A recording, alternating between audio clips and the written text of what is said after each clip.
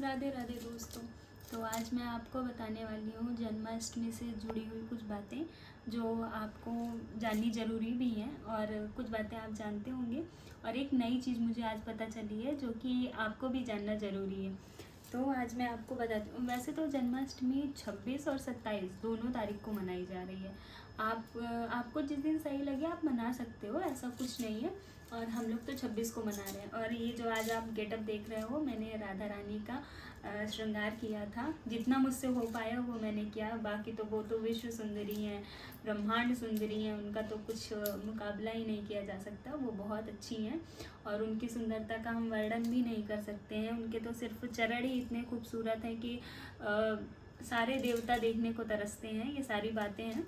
बाकी आपको मैं बता दूं कि जन्माष्टमी क्यों मनाई जाती है। और जो कृष्ण जी थे तो उनकी जो माँ है उनका नाम है देवकी, और जो उनके पिताजी हैं उनका नाम है वासुदेव, और जो उनके मामा हैं उनका नाम है कंस। आप तो सब जानते ही होंगे।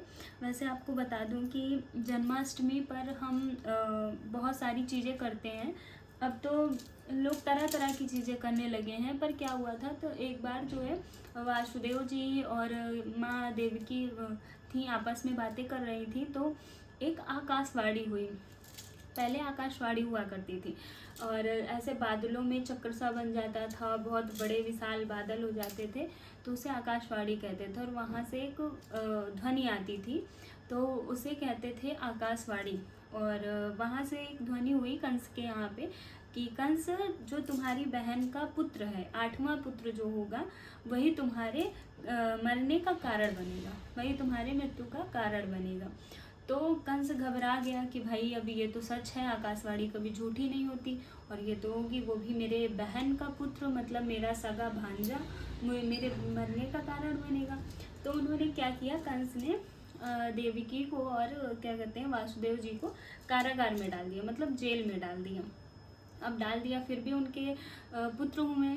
पहला पुत्र हुआ, दूसरा पुत्र हुआ, तीसरा पुत्र हुआ, चौथा पुत्र हुआ। सबको वो क्या करते गए, मारते गए, वहीं कारागार में जाते गए। जैसे उनको पता चलता था कि देवकी के पुत्र हुआ तो जाते थे और उसको पटक कर मार डालते थे कंस। तो ऐसा करते करते तो एक जो फिर से आकाशवाणी हुई और उनको पंडित जी ने कंस को बताया कि ऐसा है कि वो पुत्र पहला भी हो सकता है और वो पुत्र 8वां भी हो सकता है, कोई भी हो सकता है जो तुम्हारा वध करेगा। तो वासुदेव जी चिंता में हो गए कि अब तो ऐसा होगा, तब तो ये मेरे सारे पुत्रों को मारे डाल रहा, अब मैं क्या करूं।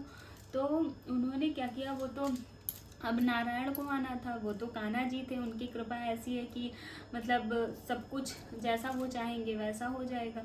तो जिस दिन कान्हा जी को आना था, तो जिस दिन कान्हा जी का जन्म हुआ उस दिन सारे कारागार के जितने भी पहरे दे रहे थे वो सारे बेहोश हो गए। कारागार के दरवाजे अपने आप खुल गए और वासुदेव जी बाहर निकल गए। चूँकि वासुदेव जी के पास वहाँ कुछ था तो नहीं, तो उन्होंने सूप में कान्हा जी को रखा, सूप में अपने सर पे कान्हा जी को रखा और वो यमुना नदी पार करके जाने लगे। तो उस दिन वर्षा बहुत भारी हो रही थी, इसीलिए आप देखोगे कि जन्माष्टमी के दिन अधिकतर हर वर्ष बहुत अच्छी बारिश होती है। तो उस दिन बहुत तेज़ से बारिश हो रही थी। तो क्या हुआ कि वासुदेव जी जा रहे थे यमुना पार करके, बहुत तेज़ बारिश के कारण यमुना जी और ऊपर आ गई। और चूँकि कान्हा जी का जन्म हुआ था उस दिन, तो यमुना जी उनके चरण स्पर्श करने के लिए उस दिन और ऊपर आ गई। जैसे ही आई ऊपर, वैसे ही कृष्ण जी ने पैर अपना नीचे किया सूप से, तो यमुना जी उनके पैर को अपने माथे पे लगा के फिर से नीचे चली गई और वासुदेव जी आगे बढ़ते हुए चले गए। माँ यशोदा के पास में उन्होंने अपने लल्ला को रखा और वहाँ से उनकी बिटिया लेके वापस चले आए और फिर से सारा कुछ वैसा ही हो गया। तो ऐसा होता है। तो क्या हुआ, मुझे ये बात आज पता चली है कि जो ब्रज है वहाँ पे क्या होता था कि मतलब जो कृष्ण जी थे, तो मतलब ये कंस उनको मारने के लिए पूतना को भेजता था, तरह तरह के राक्षसों को भेजता रहता था वहाँ पर। तो यशोदा जी कृष्ण जी के जन्म के 6 दिन पहले, 6 दिन मतलब जब 6 दिन हो जाते तो छठी मनाई जाती। आमतौर पे यही होता है, सारे बच्चों के जन्म के 6 दिन बाद छठी मनाई जाती है। पर ब्रज में ऐसा नहीं होता है। ब्रज में होता ऐसा है कि कृष्ण जी के एक दिन जन्म के पहले छठी मनाई जाती है। मतलब कि जैसे आज जन्माष्टमी है, मतलब कल जन्माष्टमी है तो आज छठी मनाई जाएगी, ऐसा होता है। और आमतौर पे हम क्या करते हैं कि जब बच्चा होता है उसके 6 दिन बाद छठी मनाते हैं। तो क्या हुआ था कि यशोदा माँ मतलब घबरा गई थी कि कंस मतलब कोई मेरे बच्चे को मारने आ रहा, कोई भी होगा घबरा जाएगा। उन्हें क्या पता थे कि वो स्वयं नारायण है। तो क्या हुआ कि जब मतलब पूतना आई उनको मारने के लिए, तो यशोदा जी ये खबर सुन के एकदम डर गई, सहम गई।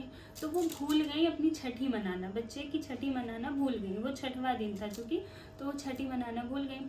तो एक वर्ष के जब कान्हा जी हो गए तो यशोदा जी ने पूरे में निमंत्रण भिजवाया कि भाई मतलब छठी वो कान्हा जी का बर्थडे है, सब लोग आ जाना। तो वहाँ के जो बूढ़े बुजुर्ग ब्राह्मण सब लोग कहने लगे कि यशोदा कैसी छठी मना रही हो, ये तो मतलब वो कैसा जन्मदिन मना रहे हो, कान्हा की तो छठी ही नहीं हुई अभी तक। तो फिर जब सबने ये कहा तो यशोदा जी ने सोचा सच बात है, मतलब हमने तो अभी छठी भी नहीं की और क्या कहते हैं ये हम बर्थडे मना रहे हैं। तो फिर जब सबने कहा तो ब्राह्मणों ने एक इसका वो निकाला, उपचार निकाला कि ऐसा करो कि कान्हा के जन्मदिन के एक दिन पहले छठी मना लो। बाकी सब जगह पे कान्हा जी के जन्मदिन के 6 दिन बाद छठी होती है, पर वहाँ ब्रज में एक दिन पहले छठी होती है। मतलब कृष्ण जी का जन्म जैसे 26 तारीख को पड़ रहा है अभी, तो 25 तारीख को उनकी छठी मनाई जाएगी, ऐसा होता है ब्रज में। बाकी सब जगह तो जन्म के बाद ही होता है। यही मतलब ये चीज़ मुझे नहीं पता थी, अगर आप लोगों को पता है तो आप लोग ज़रूर बताना। ये चीज़ मुझे बिल्कुल नहीं पता थी, मुझे अभी पता चली है। और बाकी कृष्ण जन्माष्टमी का आनंद लीजिए, अच्छे से मनाइए। मेरे घर में भी जन्माष्टमी में आपको आगे चल के मैं और सारी चीज़ें बताऊंगी, दिखाऊंगी कृष्ण जी का प्रसाद कैसे बनाते हैं, कृष्ण जी के बारे में। और मैंने आज झूला भी बनाया है कान्हा जी का, वो भी आपको कल दिखाऊंगी, क्योंकि थोड़ा सा उसमें कुछ करना बाकी है, तो वो जब कर लूँगी तब दिखाऊंगी आपको।